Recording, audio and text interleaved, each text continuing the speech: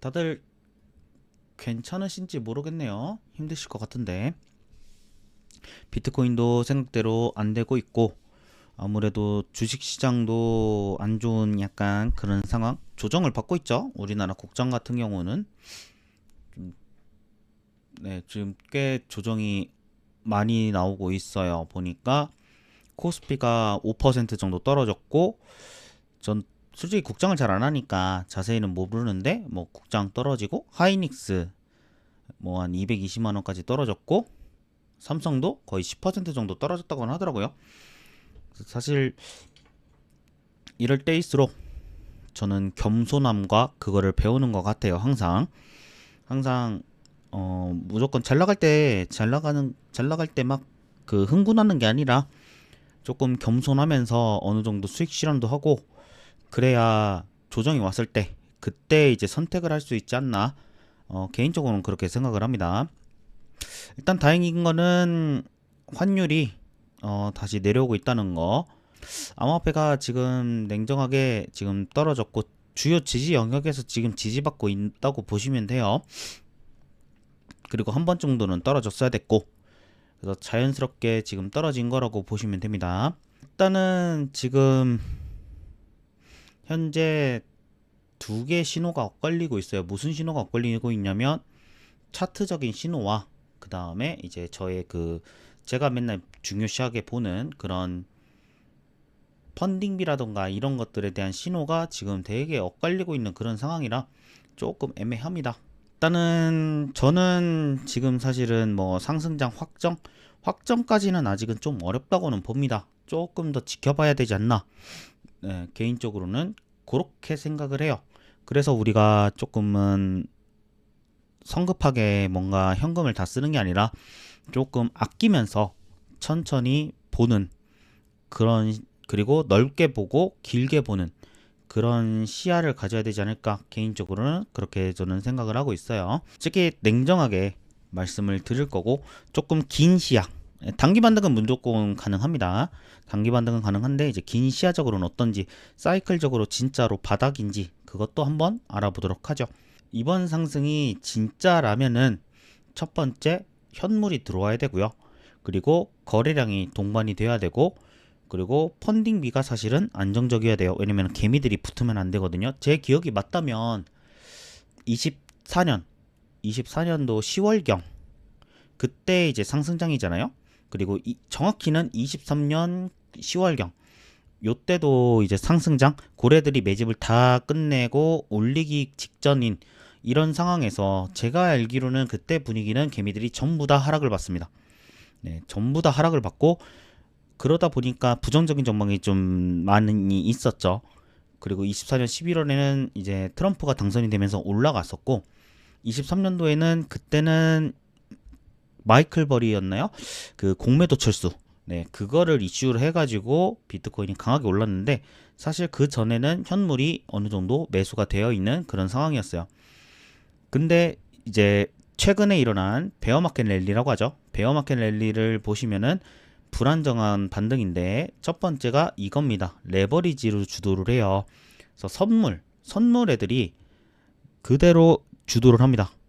걔네들이 고배율을 쓰고, 그러면 결국 미결제 약정이라는 게 쌓이게 되어 있죠. 그러면 뭐가 되냐면 결국 빚을 올린 거예요.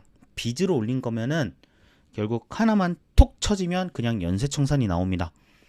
그러면 쉽게 우르르르 무너지게 되죠. 세력 입장에서도 이렇게 고레버리지, 뭐 5배 10배를 고레버리지라고 안 하죠. 20배 뭐 30배 요 정도의 배율을 가지고 이제 베팅을 하는 사람들, 그런 사람들이 이제 돈을 벌게 되면 어떻게 돼요?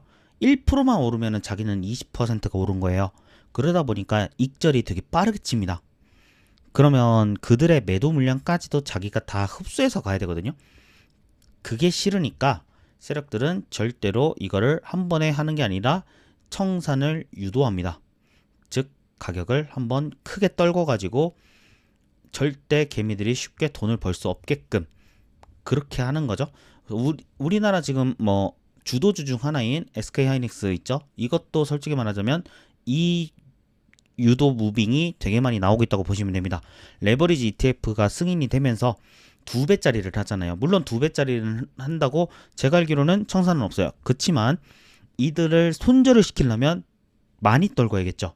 많이 떨궈서 얘네들이 겁먹고 도망가게끔, 개미들이 겁먹고 도망가는 무빙이 나오게끔 하여서 더 큰 매도세를 불러오고, 그걸 통해서 또 겁먹은 개미들의 손절을 유도하고, 그러면 자기들이 원하는 자리까지 기다렸다가 매수를 하는 그런 움직임을 보여주는 게 요즘 무빙입니다. 그래서 사실 이제 우리 오늘 라이브 핵심 질문 보시면 왜 나왔는지, 반등이, 그리고 ETF 잔금이 돌아왔는지, 기관은 무엇을 사고 있는지, 그 다음에 현물인지 레버리지인지, 그리고 현재는 지켜봐야 되는 구간인지에 대해서 하나하나씩 알아보도록 하죠. 일단은 지금 현재의 시장은 극단적 공포 단계입니다. 제가 봤을 때 크립토 공포 지수가 24인가 정도였어요. 24, 25? 그 정도였고요. 가짜 반등을 제일 경계를 해야 되지 않나, 개인적으로는 그렇게 보고 있어요. 그래서 최근은 비트코인이 지금 현재 200주 이평선 부근입니다. 지금 조금 더 올라왔죠. 63,100달러 정도 여기까지 올라왔어요. 근데 어찌됐든 간에 현재 200주 이평선 부근에서 지금 지지를 받고 있고, 여기 부근은 63.6K는 피보나치입니다. 네, 피보나치고 여기까지 올라왔고, 지금 이 구간을 결국 주봉 종가로 다시 지켜내느냐, 200주 이평선을 결국 주봉 종가로 지켜내느냐 안 내느냐, 요 싸움이 엄청나게 벌어질 거라고 봅니다. 여기에 만약에 돌파를 실패를 하면 뭐가 돼요? 그대로 리테스트를 한 게 돼서 아래로 가는 게 되겠죠.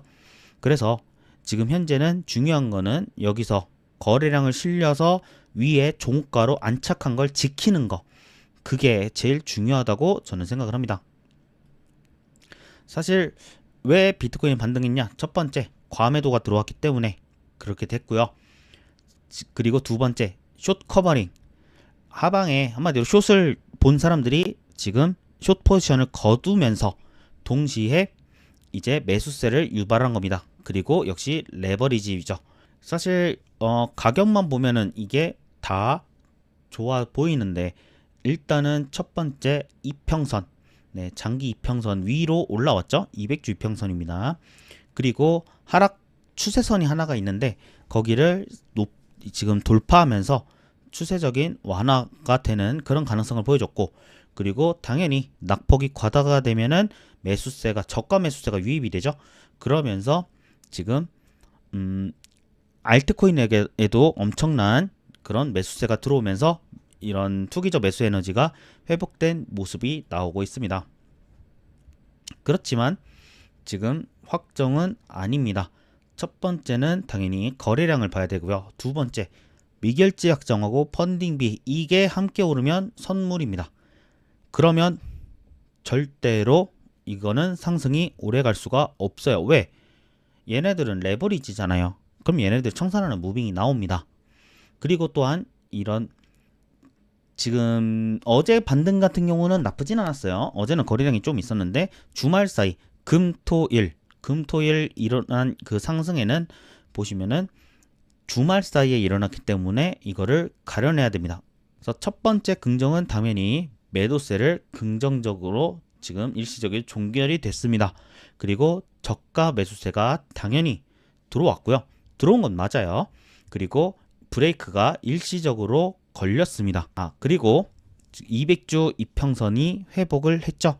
장기 투자자들 기준선입니다. 200주 단순 이평선입니다. 지수 이평선은 아마 제가 알기로는 저 위에 있어요. 이 200주 이평선 아래로 떨어졌을 때에는 이제 보통은 사이클 바닥이었고, 일단 여기를 회복했다는 것 자체는 어느 정도 버텨주고 있다, 이게 중요합니다. 그리고 심리적으로 지금 지지를 해줄 경우에는 기관들의 신규 장벽을 낮춰주는 역할을 수행하게 되죠. 그리고 62,800은 결국은 200주 이평선입니다. 200주 이평선, 그래서 이 최적 기준선이 되고요. 또한 이 200주 이평선을 지지하느냐 못하느냐는 중기적인 것의 시작이 됩니다. 그리고 이탈이 되면은 당연히 경고가 되겠죠. 지금 일시적으로 넘었기 때문에 네, 일시적으로 넘었기 때문에 지금 중요해 보입니다. 보시면 200주 이평선이 지금 현재 62,846달러에 있어요. 선물 기준으로 62,846달러를 결국은 지난주에 종가로 넘겨줬었고요. 한 800달러 넘겨줬어요. 그리고 나서 지금 눌림이 나왔고 거기서 지금 종가로 지키느냐 마느냐 싸움을 지금 하고 있는 겁니다.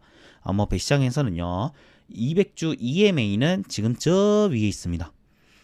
저 위에 68,000달러. 네, 여기에 있습니다. 68,800달러는 200주 지수 이동 평균선이고요. 여기 파란색은 단순 이평선입니다. 그래서 지금 여기에 있다는 거고요. 그래서 62,800달러는 장기적으로 봤을 때 꽤 중요한 위치다. 그리고 그 다음에 처음으로 봐야 될 거는 63,600달러인데 어제 일시적으로 넘었다가 다시 들어왔어요. 네, 어제 일시적으로 넘겼습니다. 한 거의 64,600달러까지 넘어갔었어요. 네, 64,600달러까지 넘어갔다가 지금 안으로 들어온 상황이죠. 여기는 지난번 고점인 83,000달러 부근과 그리고 이번 저점인 57,700달러를 피보나치를 그었을 때 나오는 0.236 지점입니다. 네, 되돌림의 첫 관문이죠. 그리고 이것이 이제 돌파가 어떻냐, 좋은 쪽이냐 나쁜 쪽이냐 이거를 몸통으로 넘어가서 안착을 해주면 돌파를 한 것이고 아니면 이제 그거는 가짜 돌파가 되겠죠. 만약에 저항을 받으면 추세가 역시 하락이 추세가 지금 계속되고 있다는 것을 확인하는 그런 움직임이 됩니다. 그리고 다음은 68,100달러 정도까지가 되는데요. 역시 여기는 뭐냐면 매물 수평 매도벽이라고 하는데 매물대입니다. 매물대. 매물대라는 거는 곧 사람들이 많이 진짜 만약에 68,100달러의 거래량이 막 엄청나게 일어났다면 여기를 뚫으려면 그만큼 본전 매도세가 나옵니다. 본전 매도세가 나오면 결국 시장이 회복되기가 어렵게 되죠. 회복되기가 되게 어렵게 됩니다. 그래서 여기를 끝내는 넘어가면은 추세가 이제 넘어갔구나 요렇게 판단을 할 수가 있고요. 그렇지만 일단은 첫 번째 단계는 63,600달러를 돌파해야 되고 그리고 ETF가 순유입으로 전환이 돼야 됩니다. 제가 알기로는 어제 ETF가 제가 알기로는 좋았던 걸로는 알아요. 어제 ETF가 제가 알기로는 이틀간 순유입인 걸로 알고 있습니다. 어제는 그래도 다행인 거는 블랙록에서 유입이 나왔네요. 엊그저께 지난 주말 금요일에는 피델리티가 유입이었고 지금은 그래도 2.6억 달러의 매수세가 들어왔습니다. 이거는 긍정적으로 볼 수가 있어요. 그리고 세 번째는 당연히 펀딩비 그리고 미결제 약정 과열이 없는 상승세가 확인이 돼야 됩니다. 그리고 68,100달러는 매물대입니다. 여기를 넘지 못하면 사실은 하락인 거예요.